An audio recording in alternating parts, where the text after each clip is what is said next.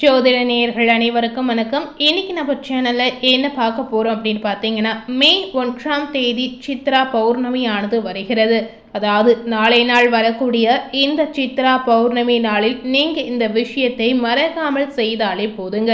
இந்த ஒரு விஷயத்தை நீங்க செய்தாலே உங்க வாழ்க்கையில் இருக்கக்கூடிய பண ரீதியான கஷ்டங்கள், கடன் சுமை இது அனைத்துமே இருக்கவே இருக்காது அப்படின்னே சொல்லலாம்.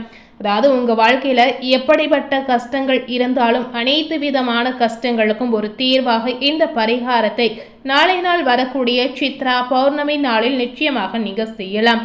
நாளை நாள் வரக்கூடிய சித்ரா பௌர்ணமி அன்று முதல் செலவாக காசு கொடுத்து இந்த ஒரு பொருளை மட்டுமே நீங்கள் வாங்கினால் போதுங்க. இதனால் உங்களுடைய தலையெழுத்தை மாற்றக்கூடிய ஒரு அற்புதமான நிகழ்வு, ஒரு அற்புதமான வாய்ப்பு உங்களுக்கு கிடைக்கலாம்.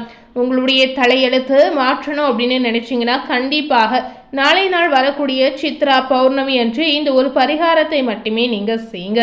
இந்த பரிகாரம் பார்த்தீங்கன்னா அனைவரும் செய்யக்கூடிய எளிமையான ஒரு பரிகாரம் அப்படின்னே சொல்லலாம்.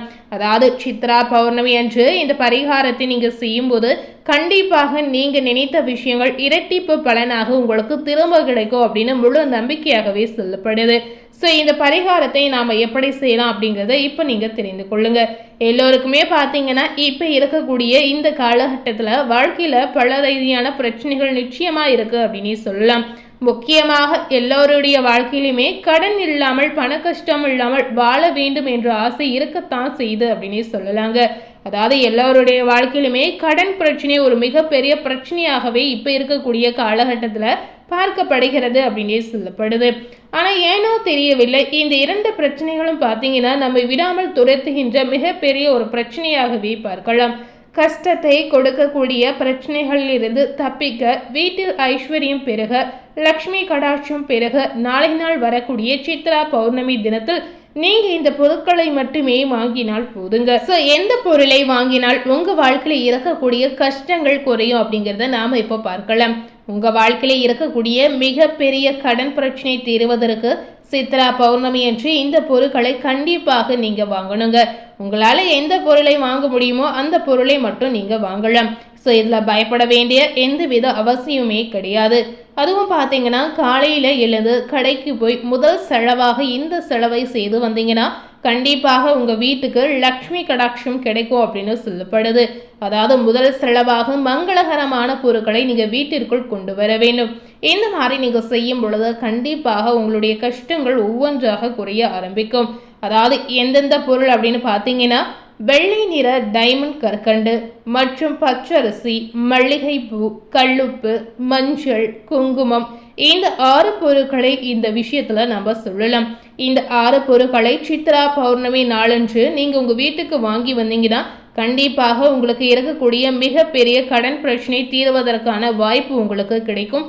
அதுபோலவே மகாலட்சுமியுடைய அருள் உங்களுக்கு பரிபூரணமாக கிடைப்பதோடு மகாலட்சுமியுடைய ஆசீர்வாதமும் உங்களுக்கு கிடைக்குங்க.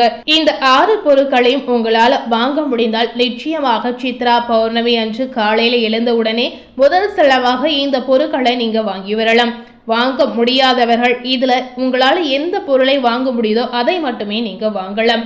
சித்ரா பௌர்ணமி அன்று பார்த்தீங்கன்னா இந்த பொருட்களை வாங்கி உங்க வீட்டு பூஜை அறையில நீங்க வைக்கலாங்க. நாளை நாள் வெள்ளிக்கிழமையோட சேர்ந்திருக்கக்கூடிய சித்ரா பௌர்ணமி என்பதால் சுக்கிரனுக்கும் இந்த நாள் உகந்த நாள் அப்படின்னு சொல்லப்படுது. அது போலவே மகாலட்சுமியும் உகந்த நாள் அப்படின்னு சொல்லப்படுது. இந்த நாளில் நீங்க வெள்ளை நிற கற்கண்டு வாங்குவது ரொம்பவே சிறப்பு அப்படின்னு சொல்லப்படுது. அது போலவே கல்லுப்பு பார்த்தீங்கன்னா மகாலட்சுமியுடைய அம்சம் அப்படின்னு சொல்லலாம். வெள்ளிக்கிழமை வரக்கூடிய சித்ரா பௌர்ணமி தினத்தில் கல்லுப்பை வாங்கினால் வீட்டில் கடன் சுமை கட்டாயம் குறையக்கூடிய அற்புதமான வாய்ப்பு இருக்கிறது. இதனால உங்களுக்கு பணப்புழக்கம் நிச்சயமாக அதிகரிக்கும். அதுபோலவே மல்லிகை பூ மகாலட்சுமியின் அம்சம் அப்படின்னு சொல்றாங்க. இது வாசத்திற்கு மயங்காத நல்ல சக்தியே கிடையாதுங்க. இந்த மல்லிகை பூ மகாலட்சுமிக்கு ரொம்பவே பிடித்தமான ஒரு பூ அப்படின்னு சொல்லலாம். ஸோ மறக்காமல் நாளை நாள் வரக்கூடிய சித்ரா பௌர்ணமி நாளில் உங்களால் முடிந்தால் இந்த மல்லிகை பூவை வாங்கி உங்கள் வீட்டு பூஜை அறையில் நீங்கள் நிச்சயமாக வைக்கலாம்.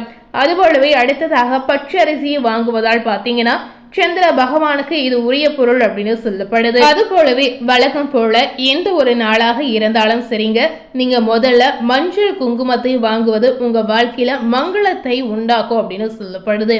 எந்த ஒரு நல்ல காரியத்தை தொடங்குவதற்கு முன்பாகவும் இந்த 2 பொருட்களை முக்கியமாக நீங்க வாங்கலாம். நாளை நாள் வரக்கூடிய சித்ரா பௌர்ணமி நாளில் முக்கியமாக முதலில் நீங்க மஞ்சள் குங்குமத்தை வாங்கலாங்க. இந்த 6 பொருட்களையும் நீங்க வாங்கும் பொழுது கண்டிப்பாக உங்க வாழ்க்கையில் இருக்கக்கூடிய கஷ்டங்கள் படிப்படியாக குறையுங்க. வாங்க முடியாதவர்கள் பார்த்தீங்கன்னா ஏதாவது ஒரு பொருளையாவது நிச்சயமாக நீங்க நாளை வாங்கலாம்.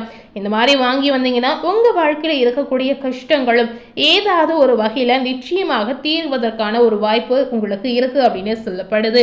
அதுபோலவே நாளை நாள் வரக்கூடிய இந்த சித்ரா பௌர்ணமி நாளில் காலை எழுந்து சுத்தபத்தமாக குளித்து வைத்து பூஜை அறையில முதல்ல விளக்கேற்றி நீங்க வழிபாடு செய்யலாம். விளக்கேற்றி வைத்துவிட்டு வாங்கி வந்த இந்த பொருட்களை எல்லாமே உங்க வீட்டு பூஜை அறையில வைத்து நீங்க பூஜைகளை செய்யலாங்க. காலையில் பூஜை செய்த இந்த பொருட்களை எல்லாமே எடுத்து மாலை சித்ரா பௌர்ணமி பூஜைக்காக நீங்க பிரசாதமாக செய்யலாங்க. அதாவது மாலை நேரத்துல நீங்க பிரசாதம் செய்யக்கூடிய பொருட்களில் இது எல்லாமே நீங்க நிச்சயமாக சேர்க்கலாம். இதுல எந்தவித தவறுமே கிடையாதுங்க. எந்த பொருளையும் வீணாக்கவும் கூடாதுங்க. பூஜை முடித்த பின்பு சமையல் அறையில நீங்க வைத்து தினசரி நீங்க பயன்படுத்தி கொள்ளலாம். இந்த பொருட்களை எல்லாமே உங்களுடைய வீட்டில் நீங்கள் மட்டுமே பயன்படுத்துவது சிறந்தது அப்படின்னு சொல்லப்படுது. மற்றவர்களுக்கு தானமாக கொடுக்கவும் கூடாது, உதவியாகவும் நீங்க கொடுக்கவும் கூடாதுங்க. ஸோ இந்த பொருட்களை நீங்கள் மட்டுமே பயன்படுத்தலாம். மல்லிகை பூக்களால் உங்களுடைய பூஜை அறையை நீங்க அலங்காரம் செய்யலாம். மகாலட்சுமி பாதத்துல சிறிதளவு மல்லிகை பூவை நீங்க உதிரியாக வைத்து அர்ச்சனை செய்யலாங்க. அந்த பூக்களை எடுத்துக்கொண்டு போய் மேலே நிலா வெளிச்சத்தில் சிறிது நேரம் வைத்திருந்து அந்த மல்லிகை பூவை பத்திரமாக கொண்டு வந்து நீங்க பணம் வைக்கக்கூடிய பெட்டியில் நீங்க வைக்கலாம். இப்படி செய்து வரும் பொழுது உங்களுடைய பண ரீதியான பிரச்சனைகள், பணம் சார்ந்த பிரச்சனைகள் எல்லாமே சரியாகிவிடும் அப்படின்னு மனதார நீங்க வேண்டிக் கொள்ளலாம். இப்படி செய்யும் பொழுது கண்டிப்பாக உங்களுடைய பிரச்சனைகள் குறைவதற்கான ஒரு வாய்ப்பு இந்த பரிகாரத்தால் உங்களுக்கு கிடைக்குங்க. ஸோ அந்த அளவுக்கு பாசிட்டிவான வைப்ரேஷன் சித்ரா பௌர்ணமி என்று நிச்சயமாக இருக்கிறது. அன்று வானத்தில் உதைக்கக்கூடிய நிலாவில் பார்த்தீங்கன்னா நிறைய சக்திகள் இருக்கு அப்படின்னு சொல்லப்படுது. இந்த நன்னாளில் உங்களால் முடிந்தால் சித்திர அன்னம் செய்து சந்திரனுக்கு வைத்து வழிபாடு செய்துவிட்டு சித்திரகுப்தன் வழிபாட்டை முடித்துவிட்டு நீங்கள் செய்த அந்த அன்னத்தை கொண்டு போய் பசியோடு இருக்கக்கூடிய 4 பேருக்கு அன்னதானம் செய்யலாம். இந்த சித்ரா பௌர்ணமி அன்று உங்களால் முடிந்தால் 2 பேருக்காவது நீங்க அன்னதானம் செய்யலாங்க. இந்த மாதிரி விஷயத்தை தவறாமல் செய்திடுங்க. அதுபோலவே இந்த சித்ரா பௌர்ணமி அன்று சித்திரகுப்தரை நீங்க வழிபாடு செய்யும் பொழுது சிவபெருமானுடைய அருள் உங்களுக்கு எளிதாக கிடைக்கும் அப்படின்னு ஐதீக ரீதியாகவே சொல்லப்படுது. சித்ரா பௌர்ணமி என்றாலே வீட்டில் பல வகையான சாதங்கள் கண்டிப்பாக செய்வாங்க. அது நிச்சயமாக கொஞ்சமாக இருக்காது, நிறைய தான் கண்டிப்பாக அனைவரும் செய்வீங்க. ஸோ அதை எல்லாமே கொண்டு போய் ஏழையாக இருக்கக்கூடிய 2 பேருக்கு உங்களுடைய கைகளால் நீங்கள் தானமாக கொடுத்து வரும் பொழுது உங்களுடைய குடும்பத்தில் சந்தோஷம் நீடிக்கும். இதனால் உங்களுடைய குடும்பத்தில் இருக்கக்கூடிய கவலைகள் குறையலாம், உங்களுக்கு இருக்கக்கூடிய பிரச்சனைகள் நிச்சயமாக குறையலாம். ஸோ கண்டிப்பாக இந்த மாதிரி விஷயத்தை சித்ரா பௌர்ணமி அன்று நீங்கள் நிச்சயமாக செய்யலாங்க. சித்ரா பௌர்ணமி அப்படின்னு சொல்லும்போது இந்த நாள் அதிசக்தி வாய்ந்த ஒரு நாள் அப்படின்னு சொல்லலாம். அதாவது அனைவருக்கும் தெரிந்த ஒரு நாளாக இருக்கக்கூடிய மிகப்பெரிய ஒரு விசேஷமான நாள் அப்படின்னு கூட சொல்லலாங்க.